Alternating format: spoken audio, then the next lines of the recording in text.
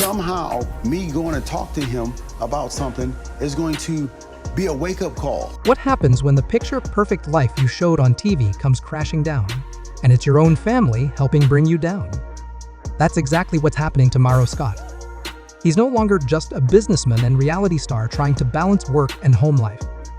Now, he's standing in a courtroom, facing serious legal problems.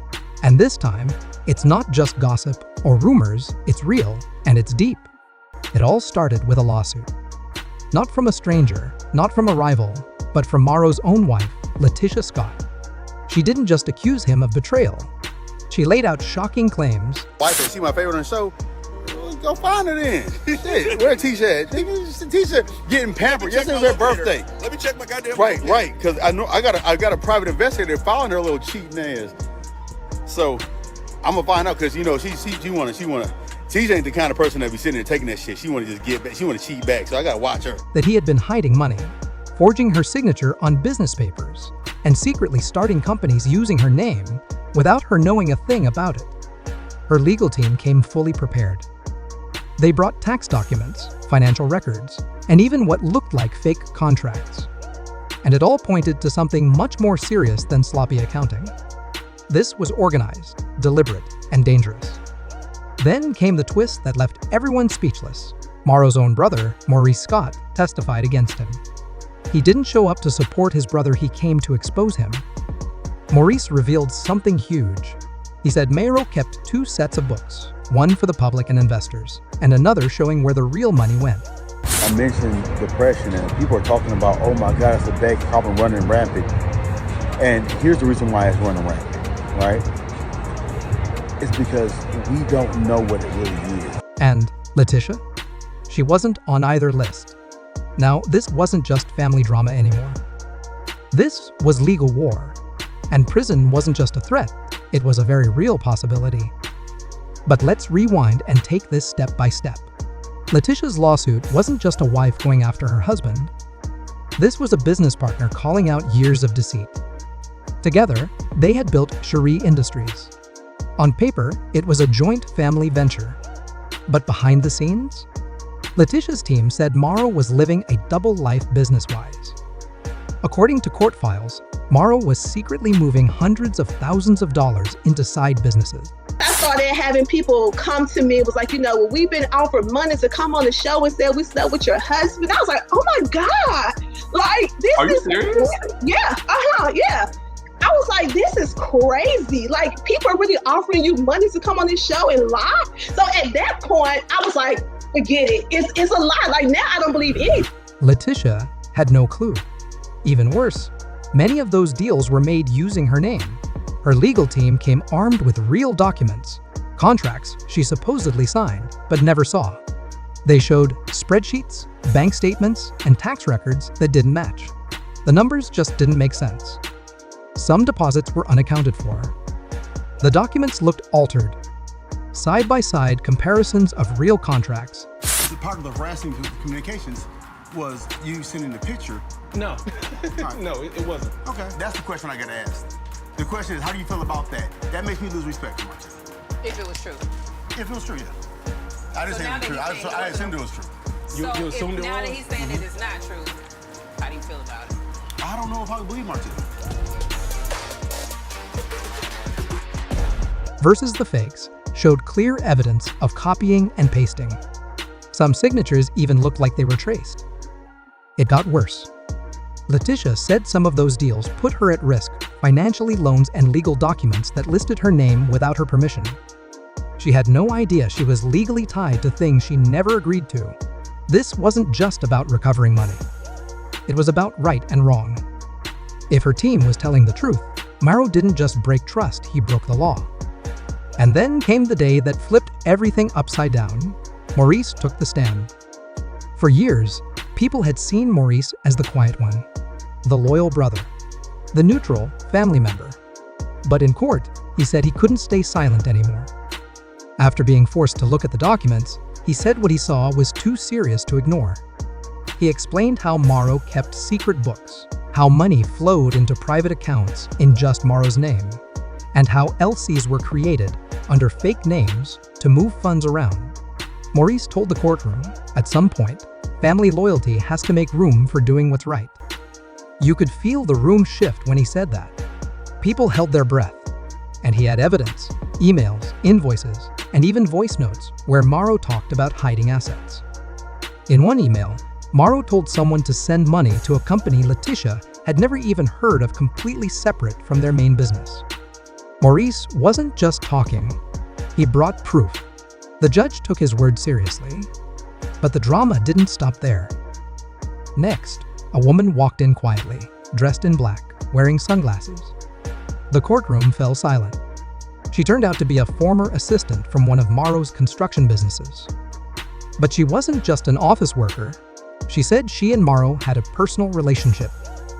She claimed he paid her off the books for 2 years and had her do things like delete digital files, move private documents, and handle shady business tasks. She didn't just talk. She brought a flash drive. On it were screenshots, wire transfer records, and voice recordings. One of those voice memos had Marsau saying, "As long as it doesn't have my name or Tisha's, we're good. Just make it look like an outside investor." That one sentence sent chills through the courtroom. She also had emails showing communication between Marsau and someone else about a secret business called Plan B Holdings. It was registered in another state with no connection to Latisha. The assistant said that business was used to hide money from Latisha. But what hurt the most was something she shared from a personal conversation. Marsau had told her Tisha wouldn't even notice the money missing unless someone gave her a flashlight and a map. That line wasn't just cruel, it was revealing. It showed how confident he was that Latisha would never catch on. But she did. Latisha wasn't clueless. She'd been watching, quietly, carefully. When she took the stand, she revealed that she'd been collecting evidence for over a year. She started to notice small things, missing receipts, confusing answers about money, and late responses when she asked questions about the business. Instead of confronting Marsau right away, she decided to build her case in silence. She had her own handwritten ledger, tracking every transaction. She saved screenshots, emails, texts. She even placed a recording app on an old phone hidden in their home office. That phone recorded conversations between Marsau and his associates. In one clip, Marsau was heard saying, "She'll believe whatever I tell her, as long as I throw in a baby and a vacation." The courtroom froze. Latisha's legal team had everything backed up: emails, documents, loan applications, even forged signatures, all with Marsau using her name to get what he wanted. The judge had it all verified. And then came the emotional moment that changed everything. Latisha looked at the judge and said, "I believed in him more than I believed in myself, and he used that love as a weapon." That wasn't just a statement, it was the truth of years of manipulation, gaslighting, and betrayal. Everyone in that courtroom felt it. And when it looked like Marsau was finally out of moves, another twist arrived. A producer from Love and Marriage, Huntsville, walked into the courtroom, followed by a federal investigator. Now, this wasn't just about business fraud or a failing marriage. The federal government was involved. That producer took the stand and said Marsau had asked the show's team to edit out scenes that could cause legal problems. Scenes where he talked about ghost employees, people who were supposedly getting paid but didn't exist. Off camera, he even bragged about flipping COVID relief money into real estate deals and not reporting them to the IRS. Everything the producer said lined up with what Latisha's team had already found. The assistant's flash drive and Latisha's hard drive all showed the same thing: a pattern of hiding money, faking documents, and lying to everyone, including the government. The judge acted quickly. All of Marsau's bank accounts were frozen, including the ones tied to that secret business, Plan B Holdings. And then, a federal investigator handed the judge a sealed envelope. No one knows exactly what was inside, but witnesses said it likely held the first round of federal charges: fraud, tax evasion, and misuse of business loans. So where does this leave Marsau? The judge ruled in Latisha's favor. He said the proof was overwhelming fraud, forgery, hidden accounts, and deliberate deception. Marsau was taken into custody right there in the courtroom. He now faces several criminal charges, and each one carries heavy prison time. Latisha didn't smile. She didn't celebrate.